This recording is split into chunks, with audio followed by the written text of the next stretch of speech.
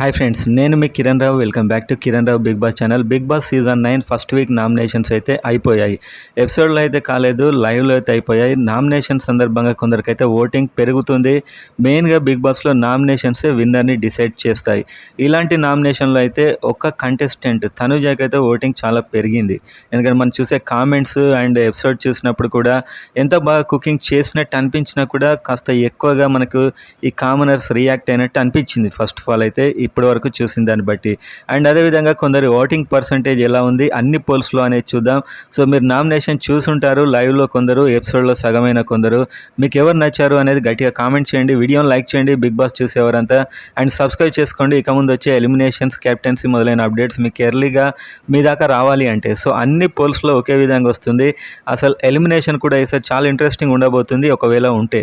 So ఎలా ఉన్నాయి poles అనేది ఒకసారి మనం చూస్తూ మాట్లాడదాం. సో అన్ని ఓటింగ్ పోల్స్ దాదాపు తనుజ ఫస్ట్ ఉంది. ఎందుకంటే నామినేషన్లో డిఫెండ్ చేసుకుంది ఒక్కతే అండ్ చాలా మందితో ఏమే ఆర్గ్యూ చేయాల్సి వచ్చింది. అండ్ కిచెన్లో కూడా అంత బ్యాడ్ చేసినట్టయితే కనిపించలేదు. స్టిల్ ఈమెనైతే ఏదో వాంటెడ్గా చేసినట్టే అనిపించింది నాకు కూడా పర్సనల్గా. అండ్ ఈమెకైతే టాప్లో ఉంది. నిన్నటి వరకు ఇమాన్యుయల్ ఉండేవాడు ఓటింగ్ పోల్స్లో. యాక్చువల్ అఫీషియల్ ఓటింగ్ ఇవాళ స్టార్ట్ అవుతుంది, కానీ తనుజకైతే రెస్పాన్స్ చాలా బాగా వస్తుంది ప్రజెంట్గా. బిగ్ బాస్లో ఒక్కొక్క వీక్ ఒకరికి మారుతూ కూడా ఉండొచ్చు. తర్వాత ఇమాన్యుయల్ ఎక్స్పెక్ట్ చేసినంత కామెడీ అయితే చేయట్లేదు. మనం ఎంతో ఎక్స్పెక్ట్ చేసాం ఒక అవినాష్లా ఇలా ఉంటుందని, కానీ పోను డీలా పడుతున్నాడు ఇమాన్యుయల్ అయితే. సో ఇతడు సెకండ్ ప్లేస్లో ఉన్నాడు. వీళ్ళిద్దరైతే 101% ఎలిమినేట్ కారు. ఆ తర్వాత సుమన్ శెట్టి హౌస్లో అయితే సైలెంట్ ఉంటున్నాడు, కాకపోతే ఇతనికి ఓటింగ్ వస్తుంది.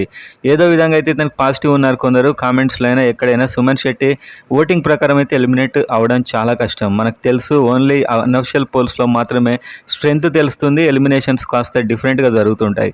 ఆ తర్వాత పవన్ ఉన్నాడు. పవన్ కూడా పెద్ద మార్క్ అయితే ఇప్పటివరకు చూపించట్లేదు అండ్ పెద్ద ఇంప్రెషన్ అయితే రాలేదు నాకైతే. అండ్ ఆ తర్వాత రీతు చౌదరి పర్లేదు ట్రై చేస్తుంది, ఓకే. ఇక్కడి వరకు అయితే ఎలిమినేట్ అయ్యే అవకాశాలు చాలా చాలా కష్టం.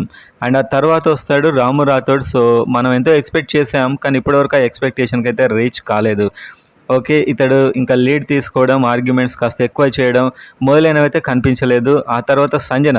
సో సంజన అయితే చాలా బాగా ఆర్గ్యూ చేస్తుంది. అండ్ షోలో ఇంట్రెస్ట్ రావాలంటే సంజన కొన్ని వారాలు అయితే డెఫినెట్గా ఉండాలి. సంజన, హరీష్ లాంటి వాళ్ళు ఉండాలి. ఎందుకంటే వీళ్ళు షోని ఒక విధంగా ఇంట్రెస్టింగ్గా మారుస్తున్నారు కంటెంట్ తోటి. ఆ తర్వాత ఫ్లోరా సైని, ఈమెకైతే లీస్ట్ ఓటింగ్ అయితే వస్తుంది. పోల్స్లో కూడా కాస్త తక్కువగానే వస్తుంది ఫ్లోరా సైనికి. ఆ తర్వాత సృష్టి వర్మ. సో ఈమెకైతే అన్ని పోల్స్లో లిస్ట్లో ఉంది. ఎందుకో తెలియదు, కానీ అంత పెద్ద మార్క్ కూడా షో మీద ఇప్పటివరకు చూపించలేదు. ఒక పర్టికులర్ స్టాండ్ అయితే లేదు. అందుకే కావచ్చు మేబీ ఈమెతే లీస్ట్ పొజిషన్లో ప్రతి పోల్ మన ఇన్స్టాగ్రామ్లో అయినా బయట ఛానల్స్లో అయినా ఎక్కడైనా లీస్ట్లో ఈమె ఉంది.